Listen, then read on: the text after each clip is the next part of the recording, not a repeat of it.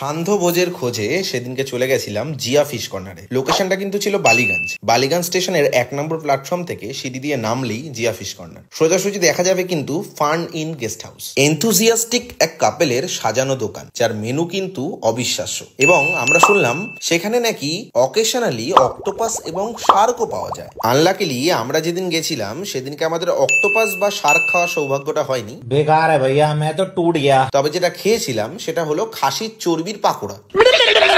দামটা ছিল মাত্র 25 টাকা, যেটা বেসিক্যালি খাসির চর্বি বেসনে ভাজা। এবং এই প্রথমবার কাতলা আমার খাবারে একদমই ভাগ বসায়নি।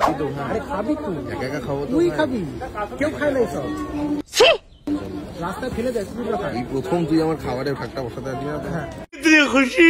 তবে খেয়ে যেটা বুঝলাম এটা তেমন কিছুই না, তবে চর্বি লাভারদের জন্য এটা কিন্তু বেশ লোভনীয় একটা আইটেম। নেক্সট আমরা ট্রাই করলাম যে কোনো ফিশ কর্নারের must have item fish fry, যেটা কিন্তু ছিল একদম টাটকা ভেটকি মাছের তৈরি। এবং প্যাটিটাও কিন্তু বিশাল কিছু মোটা ছিল না, একদম পাতলা প্যাটির উপরে তৈরি একটি ফিশ ফ্রাই ছিল, যার দাম ছিল মাত্র 75 টাকা। যদি এটা দিলরুবা রেস্টুরেন্টের বাবু ফ্রাইয়ের সাথে কম্পেয়ার করা হয় তাহলে এটার প্রাইস হয়তো কম, কিন্তু টেস্টের দিক থেকেও কিন্তু কোথাও একটু কম ছিল। নেক্সট আমরা ট্রাই করলাম কাতলার মানে আমাদের কাতলার বড়া নয়, কাতলা মাছের বড়া।